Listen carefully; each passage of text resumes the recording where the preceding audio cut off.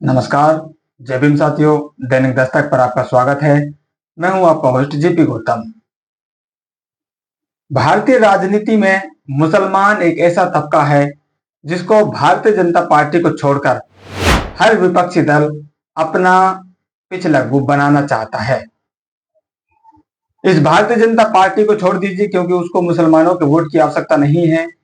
Bahujan Samaj party जो मुसलमानों की राजनीति करती है, मुसलमानों के लिए राजनीति करती है और मुसलमानों के हक अधिकार के लिए पूरे दमखम से स्पष्ट रूप से उनके लिए लड़ती भी है और उनके लिए आवाज भी उठाती है। इस मुखरता से, जिस स्पष्टता से बहुजन समाज पार्टी मुसलमानों के हक अधिकारों के लिए लड़ती है, कोई भी पार्टी उनके लिए इस स्पष्टता से आज तक आवाज उठाती नहीं नजर आती है। अभी हालिया ही बहुजन समाज पार्टी की नेता बहन जी ने मदरसों को लेकर यूपी सरकार से सीधा भिड़ने का काम किया है। क्या कुछ सारा मामला है और कैसे बहन जी का एक सोशल मीडिया पोस्ट इस देश की राजनीति को बदलने के लिए तैयार रहता है, इस बारे में ही सारी जानकारी इस स्टोरी में करने वाले हैं। भारत पाकिस्तान का जो टेंशन अभी हुआ सीमा पर, वो आपने देखा। उस मामले को जब विपक्ष ने उठाया तो विपक्ष पाकिस्तान शब्द अपने सोशल मीडिया पोस्ट पर नहीं लिख पाया। चाहे राहुल गांधी हो, सोनिया गांधी के बेटे, मुलायम सिंह के बेटे अखिलेश यादव हो, इसके अलावा और अन्य जो विपक्षी दल हैं, भारतीय जनता पार्टी के अलावा एक भी दल और एक भी नेता पाकिस्तान शब्द विरोध में नहीं लिख पाया। अगर उसका खुलकर किसी ने विरोध किया, वो थी बहुजन समाज पार्टी और उसकी नेता माननीय बहन जी। उन्होंने बाकायदा पाकिस्तान शब्द लिखकर इस पाकिस्तानी समर्थित आतंक का विरोध जताया। बहन जी खुलकर राजनीति करती हैं, खुलकर सपोर्ट करती है और खुलकर विरोध भी करती है। उनकी ये स्पष्टता किसी को नागवार गुजर सकती है, कोई उनको बेवकूफ भी बता सकता है, कोई उन पर हंसी भी कर सकता है, कोई ये भी कह सकता है कि बहन जी को थोड़ी सी भी राजनीति करनी नहीं आती है। लेकिन आप जानते हैं बहन जी असल में असल मुद्दों की राजनीति करती हैं। वो स्पष्टवादी हैं। चाहे मुसलमानों के लिए उनको लड़ना हो, चाहे दलित समुदाय के लिए उनको लड़ना हो, चाहे अपर कास्ट के लिए उनको लड़ना हो, वो स्पष्ट नाम लेकर बाकायदा लड़ाई लड़ती है। वो पीछे से वार करने में विश्वास नहीं करती है, वो सामने से लड़ाई लड़ने का काम करती हैं। पीछे की बातें बहुत है, आपको याद दिलाते जाएंगे तो स्टोरी लंबी होती जाएगी। अभी कल का ही मामला आप देखिए, जिसमें बहुजन समाज पार्टी जो यूपी सरकार के द्वारा मदरसों को अवैध करार देकर उनको बदहाल किया जाता है, उनको बंद करने की जो साजिश भारतीय जनता पार्टी के द्वारा रची जाती है, उन पर बहन जी ने खुलकर आवाज उठाई है। इस मामले पर बहन जी सीधे कहती हैं, सस्ती व सुलभ व्यवस्था के तहत मदरसों आदि की प्राइवेट व्यवस्था के विरुद्ध सरकार का रवैया सहयोग का होने के बजाय उन्हें अवैध बताकर बंद करने का होना बुनियादी शिक्षा की जरूरत को और कमजोर करने वाला, गैर जरूरी व अनुचित। निजी मदरसों के प्रति सरकार अपना रवैया बदले तो बेहतर।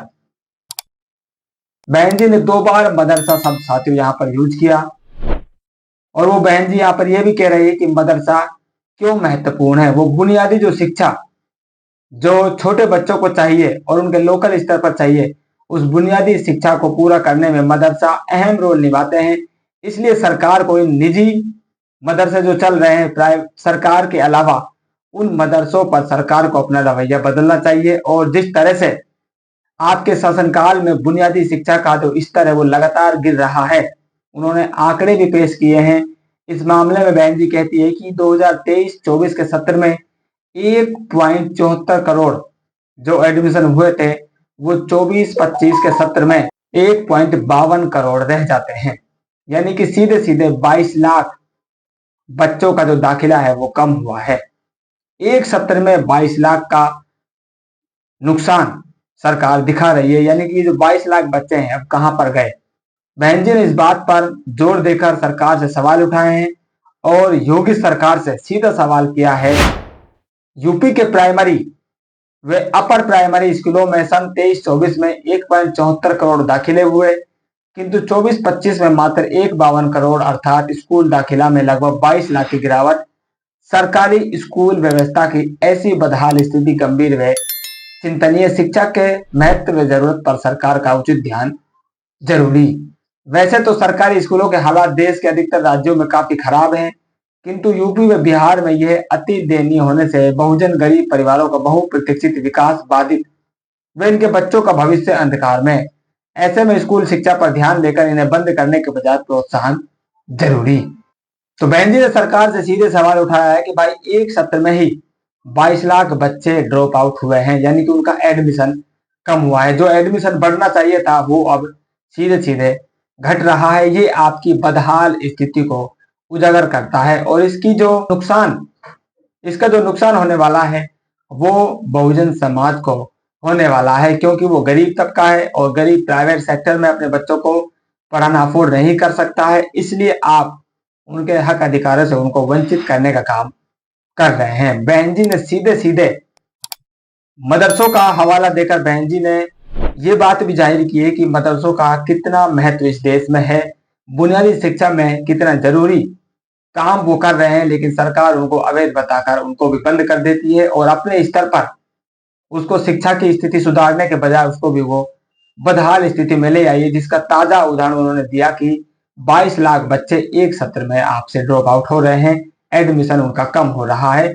अब ये 22 लाख बच्चे एक तो कम हुए जो बढ़ने चाहिए थे, और 22 लाख बच्चे अब शिक्षा से दूर हो रहे हैं। इसका बड़ा कारण आपकी बदहाल शिक्षा व्यवस्था है, जिस पर आप ध्यान नहीं दे रहे हैं, जिसका बड़ा नुकसान बहुजन समाज को होने वाला है।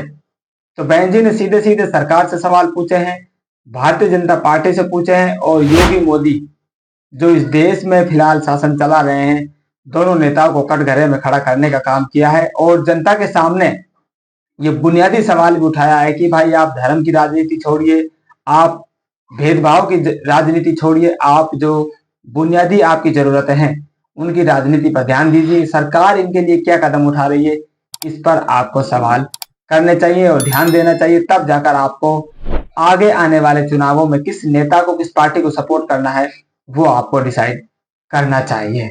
आपका क्या मानना है? अपनी अपडेट जरूर कमेंट कीजिए। मिलते हैं नई अपडेट में, तब तक के लिए जय भीम।